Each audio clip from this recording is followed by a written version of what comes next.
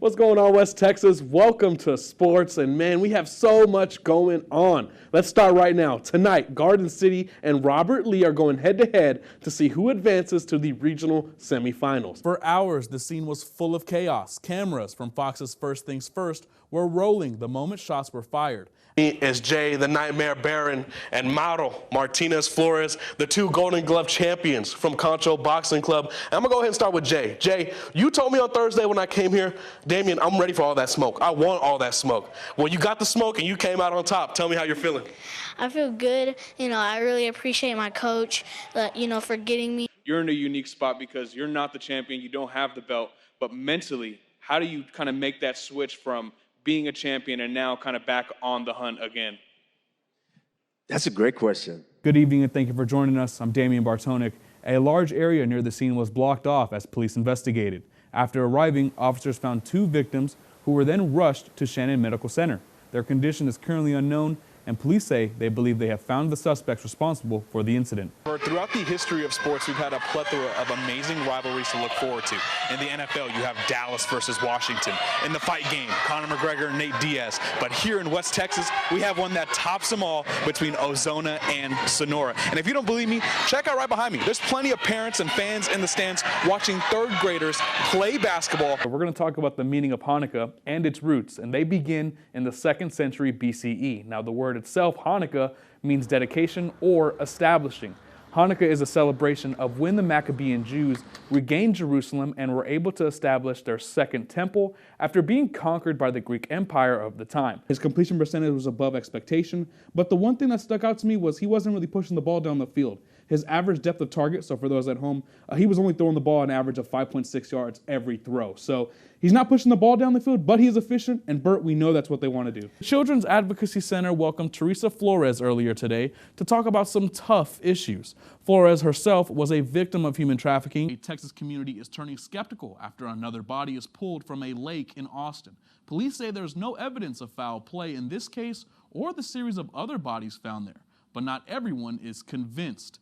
Prop 14 pertains to state parks like the one in San Angelo, and to sum up the amendment by the book, it's one that provides for the creation of the Centennial Parks Conservation Fund to be used for the creation and improvement of state parks. Let's go to the Miles Bulldogs now. Miles, their basketball season came to an end last week after a loss in the first round of the UIL basketball playoffs, but one of their stars was recently honored with the District MVP Award, and that star was center Ethan James. West Texas, check your fridge. 18 products are being recalled from H-E-B and Trader Joe's due to a listeria outbreak. So far, 2 people have died. Tell me how you're going to be able to navigate staying focused on this district, this region, with such a big election coming up in 2024. Well, I'll tell you what, regardless of when the election is, regardless of who's on the ballot, the most important priority that I'm carrying into 2024 is border security. Now, football season is here, and one school in particular, the Angelo State Rams, opened their season tonight. Now, they took on the West Alabama Tigers, and Angelo State dominated in Gerald Gardner's first start. The Rams quarterback finished going 16 of 29 for 292 yards, 2 tubs, and 2 picks. They've had the best offseason of any NBA team, in my opinion, Marissa. I love the fact that Grant Williams is there because not only is he very versatile as a defender, but he also has adequate foot speed to defend kind of smaller forwards and even a small ball center. So, Marissa, I think this deal was fantastic for the Mavericks. This is one of the games that I really kind of circled on my calendar and said, I think this is a good measuring stick game to see where are they as a team. I know a lot of people look at the 49ers, but I never thought Dallas was in that elite category. I thought they were in that second tier of teams, and they beat the Chargers, who I kind of had in that group as well. So let's see, are they the best of that second tier? And before I go back to you, the Rams do have a great run defense. They are very stout in rushing success rate. Yeah, Bert, I'm here at the 21st annual Christmas Posada here at the Angelo Civic Hall. And like you said, it's in honor of Gregorio Gutierrez. And joining me is Gabby Gaspar, who helped put on the event. I see free conchas, I see free cakes, I see a lot of good stuff. We're here celebrating Mary and Joseph. Tell me about what makes this year's event so special. So this event is special is because we like to keep our traditions alive. Will be the home of their brand new skate plaza. And what you see right behind me is nothing too crazy, right? It's just an empty concrete slab. You got some old fences right here, but that's going to be changing very soon because I spoke with Kevin Little from Skate Angelo Angelo. And you look at me, I'm glistening with all these Christmas lights. And the interesting thing about this place is every night they're going to have different programs, different kind of themes for the night. So for example, tonight we're doing it light, right? They got the brisket wraps, they have the hot cocoa, they got all the lights on. That's perfect. But tomorrow, I heard that we're going to get an appearance from the Santa Claus. The Santa Claus is coming to San Angelo. Be a part of something like this, to see something like this. You have Santa Claus, you have kids taking pictures, there's all this holiday cheer going on. So with that said, I got to be a part of it, Bert. And before I toss it back to you, I got to put on my Christmas lights necklace. And Bert, back to you, brother. Right now, there's a lot of rain, a lot of thunder, a lot of lightning. I know we have the WWE on Fox. The Undertaker might be coming out. I don't know. But all I know is this, guys. You guys need to stay safe, and I got a couple tips for y'all in order to do so, right? So the first one I got for you is turn around, don't drown. That's something we've heard for years and years and years. We're going to pump fake, one dribble pass. The back of Cornerstone Christian School shirts have the slogan, "The future is now," which is true for the girls' varsity basketball squad because a district title could be in their future with just one more victory. We got Coach Bree. I think coaches pushed us all to get better and worked us hard, so we take practice seriously. With the victory tomorrow night, they'll be district champs for the first time since 2020. We're trying to accomplish district champs. Then we're mostly focused on our area game because that'll be our hard game. Despite having multiple new players, this team took their lumps early and have reaped the rewards since. The hardest part was just getting used to everyone because none of us have played together at all ever since middle school, and plus we had a new coach this year, so it was difficult getting to know everyone and just learning our new coach. The arrival of new coaches has brought the Lady Lions a newfound repertoire of skills on and off the court. Both Coach CJ and Coach Bree have made us think more on thinking of life. They have us set the standard. They have us secure the bag, which goes further than basketball. She's just been amazing. The last time the Lady Lions were on the cusp of a district title, their current senior players were first-year players. And now the underclassmen on the squad want to send them off in the best way possible. I think that would be very special. I've played with Grace and Medea ever since we were in 6th grade, and I think that would be extremely special. And for Grace, her last dance at the high school level could end just as sweet as it started. That'd be amazing. We were state champs my freshman year, so it'd be nice to end it my senior year state champs too. Should the Lady Lions bring home the district crown, they'll begin their playoff push next week. Damien Bartonek, Fox West, Texas. During the Indian Wars period in the late 1800s, one all-black military unit was a foundational piece at San Angelo's Fort Concho. Their names were the Buffalo Soldiers, and it was their courageous efforts that earned them that nickname. The Buffalo Soldiers were here and helped to make sure that the city basically developed. And so without their presence, without the military presence, period, the city probably would not have survived.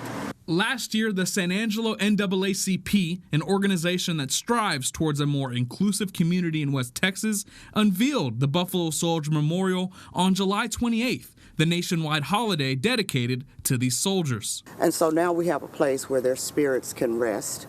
I believe that everyone that was a part of this history now has a place that they can claim here in Texas. To founder Shirley Spears, this project was guided by a higher power. The Spirit of the Lord has guided this whole project along the way. It was kind of something that people didn't think we would be able to pull off, and certainly because it represented a certain portion of the community, there were those who didn't think that it had any reason to be highlighted and celebrated. Brimming with spirit, Spears insists that you can't tell the story of West Texas without mentioning each cavalry that served in the region. And now that the memorial is a reality, it's a dream come true. I'm so grateful that we were able to do this in this community, just to know that people can come to San Angelo and enjoy this tourism attraction and also the historic value of it. And then across the street there is Fort Concho. Together, the two entities have come together to make sure that it stays alive, and this was just a dream to come true. And now the legacy of each Buffalo Soldier will be honored for decades to come. you cannot deny history.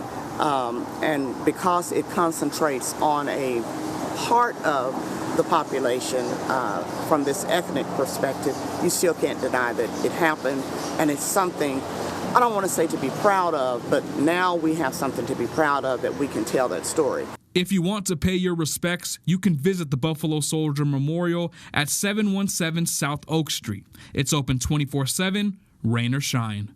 Damien Bartonek, Fox West Texas.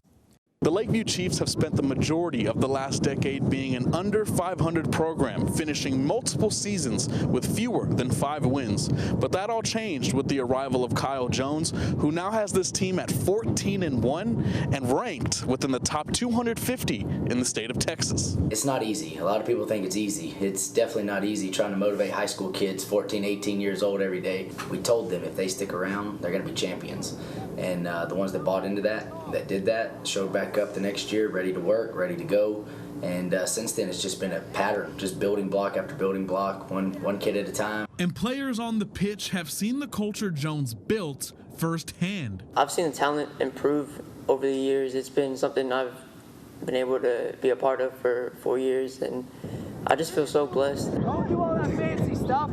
Do what we've been successful at. Ready, set, go. This group has been different. Although the wins have come, they trust one another through the common goal they work towards. There's a bunch of young, incredible people who are determined to win, and you just see it in their daily, practices that we do here, and you just see that there are people that want to win, and that's what I like about them. You're going to have freedom to choose, but you got to make the right choice. As for this season, the Chiefs are 14-1 and in first place of their district. And while their chemistry is one factor they credit for their success, what they really boil it down to is a higher calling. It's really calmed our nerves a lot in games. Yes, sometimes we make mistakes, but I think without Jesus Christ, I don't think we'd be where we are today. With the first half of district play in the Chiefs' rearview mirror, their focus shifts to the second half of the year and even a lengthy playoff push.